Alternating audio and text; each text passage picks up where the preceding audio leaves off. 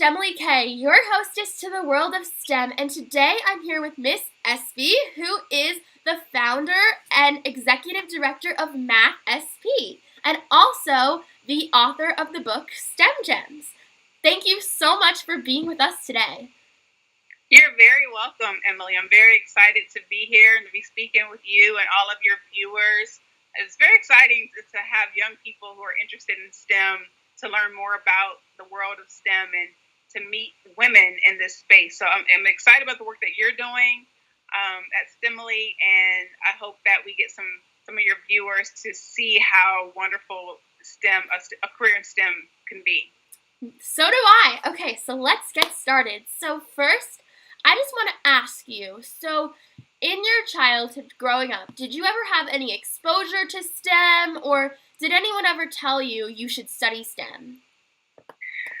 So yes, that's a fantastic question, and I was one of the lucky ones. We just spoke a little bit offline about your background and your experience and your upbringing.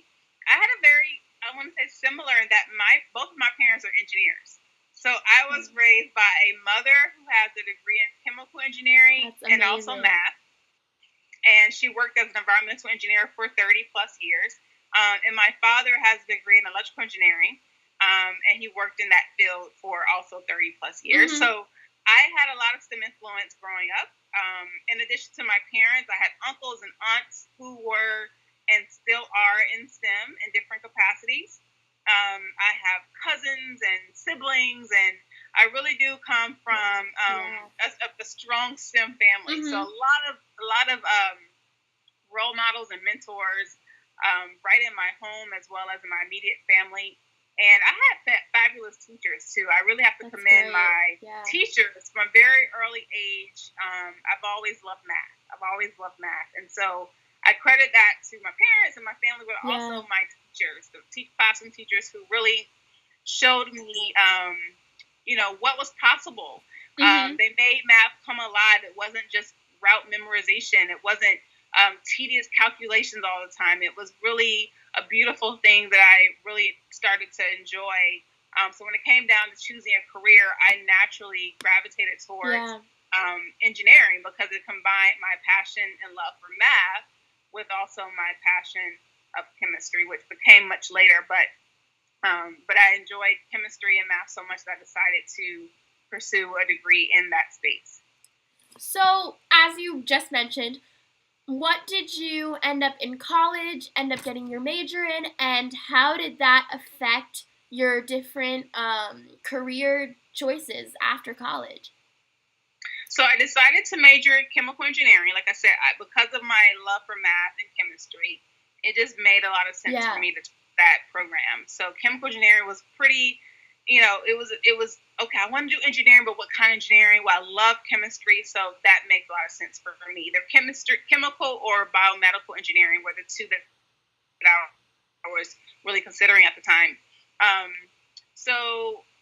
ended up going to college and pursuing a degree in that area. I have a bachelor's degree and a master's degree in chemical engineering. And I studied at MIT for my bachelor's degree and at UC Berkeley for my master's degree. And in terms of career choices, I really want to emphasize that the choices were endless. I mean, they truly are. There's so many opportunities I had, so many choices I had in choosing a path. I ended up going into the chemical, petroleum, and polymer space in terms of my experience, but I have friends that chose different industries, different paths, also same degree. There really was so many choices and so many opportunities to make a difference that you have when you pursue a career or degree in engineering, especially, or really in any STEM degree. So I just want to emphasize that. So my path was more, like I said, in the polymer space as well as in the petroleum space. And so that's where I chose to focus when I was finishing up my college degree. So after college, how did your education lead you to the careers that you've had in your life and ultimately to what you're doing now? So, let me go back and say throughout college, I always had internships. So every That's great. starting from my freshman year in college, I had a summer, and that internship was pivotal, critical, and kind of bringing me where I am today. So I want to first say that it's really important to have internships. It's really important to have research experience. It's really important to really have a broad experience so that you can then diversify and narrow down your options and try to figure out where you want to be. So I did all of that. I had, the corporate America experiences. I've had the research experiences. I've had the laboratory experiences. I've worked in chemical plants. I've traveled and worked in other countries. That's great. I did a lot of things. I went to graduate school. I did research in graduate school.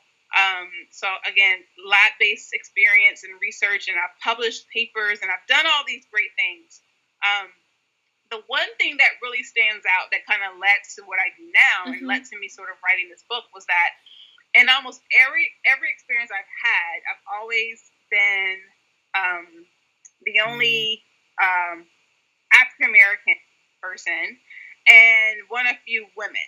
So it's always been this desire for more women and women of color. And I think that if I think back to my first job out of college, it was exactly that way. I was at a college that strongly supported women. MIT did a fabulous job of recruiting women, and we had a really great ratio of men to women, and even a pretty decent ratio of women of color and people of color on the campus. However, once you got into the workplace, it was not great at all.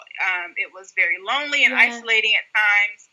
And I definitely yearned for more women and more women of color in particular. So ultimately that led to what I'm doing now. That led to me wanting to highlight women in STEM through the STEM Gems book. Show girls like yourself and like your viewers that STEM is a place for women too. And that it offers so many opportunities to change the world. And to help people that a lot of girls don't really think about. They don't really think about some of the careers that are highlighted in the STEM Gems book. So it really came from my personal experience working as a woman in engineering and also being in a graduate program that really didn't have very many women, especially women of color, and nor did it have a strong support kind of group that I felt like I needed at the time. And so STEM Gems really offers all of those different things. It offers profiles of women in STEM, sharing their stories, their advice, their guidance. But it also offers the support that I think girls need early on to choose STEM, but then also to stay in STEM. I think those are two critical important parts. You have to choose it to first and foremost choosing a STEM career, but also staying in your career. Support is extremely important to stay in a STEM career. So, you're the author of the book, STEM Gems, as we've been talking about. So, in the book, what would you say are maybe one or two of your favorite parts, whether it's advice that a particular woman you highlighted gave or a career that one of them has? Yes, it's a great question. And I will highly advise that you look at the book for a lot of different vantage points. One is the vantage point of the careers, right? So 44 different careers are featured in the book. I could have listed more, but I didn't want the book to be 1,000 pages. So it's just a matter of page constraint there. But 40 different careers that I wanted to highlight because these are careers that either I myself did not know about when I was, when I was a teen or, a tween. But they're careers that women are doing fascinating things in and making groundbreaking discoveries and trailblazing in these different careers. So I wanted to highlight careers first and foremost. And there's not one career that's better than the other. It's really just a personal choice, a personal preference as to what path you decide to take. But when I interviewed the women, and you'll probably see this from your interviews as well, is once you interview that many women, you start to uncover commonalities in their story. The stories are different and unique in their own way, but they also share some common themes. And those things are also highlighted in the book. In the last part of the book, there's 8 chapters that highlight these common themes that came from these interviews. And I saw myself in all of these women's stories. I saw, again, common themes that they were Yeah. saying that's that I experienced for myself. And I'll share one of those things is the idea of taking risks. These women talked about the importance of risk taking and not being afraid to try something new and to do something different. And that's something that even in my own personal life has been extremely important. To get into where I am today, I took a lot of risks. Not everything was comfortable. I had to step outside my comfort zone time and time again. I had to know that it was okay to experience something that wasn't completely comfortable in the beginning, but push through it. And with that comes, you find that comfort later on once you kind of push through it. So risk taking was something that is extremely important, I think, for a woman in STEM to have to be comfortable with early on. And the more you are, the better your path will be, the easier your path will be, just being comfortable with that. I think in the STEM space, it's all about risk taking. You have to be okay to try something, for it not to work, and for you not to give up and just try something different or try it a different way or get more perspective. So that's one of the common things. Another one that I'll share with you is this idea of going beyond. And this idea of going beyond is really just about having this innate curiosity about yourself that sets you on fire to want to learn more and do more and ask more and go beyond. So these women in the book talked about that, that idea of what they do that empowers them so much, that excites them so much, that is really their passion point of wanting to do more and learn more and go beyond. So in order to have that aptitude, you really have to have that passion. You really have to have that curiosity about the world, about something specifically that makes you want to just keep digging and learning and growing and failing and getting back up and doing it differently, et cetera, et cetera. So I think that's another really important idea that girls have to understand. It's okay. It's not all going to come easy and natural right away. You may have to work really hard at it. You may have to fail, take some risks, and keep pushing through, asking questions, getting help. Those sorts of things are really critical to becoming successful in the STEM space. So, what have been some of the effects that you've seen from the STEM Gems book? Well, I get lots of messages, and from parents, from teachers, from girls, and it makes my day, honestly, when I get a message, an email, or a Facebook message, or something on social media that just says thank you for opening my eyes, thank you for this experience, this exposure, thank you for highlighting these women profiles that give me I think that when you're writing a book, you don't always know the outcome, right? It took 3 years to write this book. And in 3 years' time, there were a lot of insecurities and doubts and things like that. Well, you don't really know how it will go when it's all said and done. So for it to be a book that people appreciate, that they can read and get tangible, actionable things that they can do, they can learn about so many different awesome things. They can relate to a lot of these things. They can be inspired and empowered to push through an obstacle. I think those are the kind of things that I've been hearing and people have been sharing with me. Those are the kind of things that have teachers and parents excited about the book, community leaders excited about the book, and girls reading the book and not being able to put it down. I'm very excited about the launch of the STEM Gems clubs as well, because I think the clubs are an opportunity to really make the book come to life. To take it and to gather with a group of girls to read the stories collectively, to have discussions and deeper exploration around what you're reading. I think having the clubs is another way to really make it to stick and to make the lessons, to internalize what you're reading a little bit more when you have discussions around them. So I'm very excited that these clubs are starting to form all over the country, even in other countries. And that really is what, again, I couldn't have dreamed of that before this book was actually here. But now that it's here, and now that it's taken on its own momentum, and it's getting out there in the community where I intended it to be is really exciting to see that. So I think that's so great. Could you talk about these STEM Gems clubs? So is this something that girls, after reading the book, decided to do on their own, or is it something that kind of similar to Girls Who Code clubs you came up with, and the schools kind of just stuck with it? And are girls exploring the different STEM careers in these STEM Gems clubs? Yeah, so basically anyone can start a club. It can be started in your community, it can be started in your neighborhood, it can be started in your church group, in your after school group. It could be, you can start a club. Anyone can start a club. It doesn't, you just need somebody to lead the club. And the idea behind the club is you get together 10 to 30 girls. It meets, you meet regularly, whether that's once a week, twice a week, consistently over a period of time.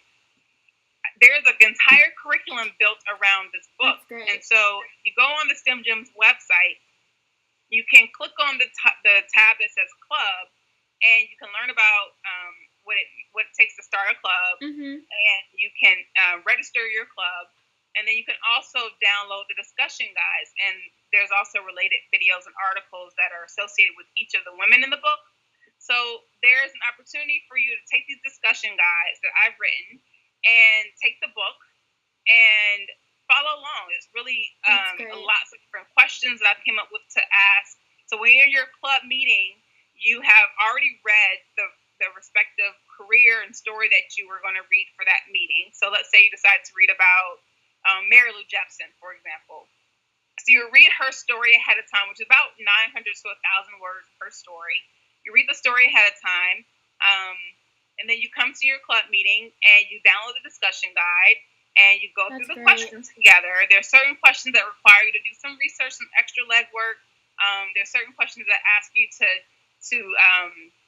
really reflect, be self-reflective on certain things. Every woman in the book offers advice and guidance, and so a lot of the curriculum is around taking that advice and guidance and internalizing it as to what it means for you. What is your next step? So the curriculum offers a next step where it challenges each club member to take a next step, whatever that may mean for you, and to do that next step over the course of a week or whatever time you have in between your next club meeting, so that when you come back to your next club meeting, you can sort of report or share what you've done over the past few days or week or so that pertains to what you discussed in the previous club session. So it really offers an opportunity to take the stories, take the advice, take the guidance, take the steps, and together with your STEM Gems club members and your STEM Gems tribe, to bring it to life, to really make something up. So think about a traditional book club. If you've ever been part of a traditional book club, you read a book, you come together, and you discuss the book. You really discuss the plot, the characters, the challenges the characters went through. It's sort of on the same vein. It really pushes you to think about these careers on a deeper level. It pushes you to challenge yourself, to take a next step that you may not be comfortable taking initially, but with the support of your group, you have that support that allows you to take that next step. So it's a much needed support for girls and young women to have as they start to explore STEM careers. It opens your eyes to different things that you may not have thought about, and you're able to discuss this in a very comfortable group setting versus kind of reading it on your own and internalizing it on your own. I think that, again, anyone can start a club. All you need is a dedicated club leader and enough girls that really want to be a part of the club. And then the other information you'll find on the website, everything you need to have your club and to run your club, you can find on the STEM Gems website. I want to thank Miss Espy for taking the time out of her day to be with us. And again, I'm STEMilyK, your hostess to the world of STEM. Bye!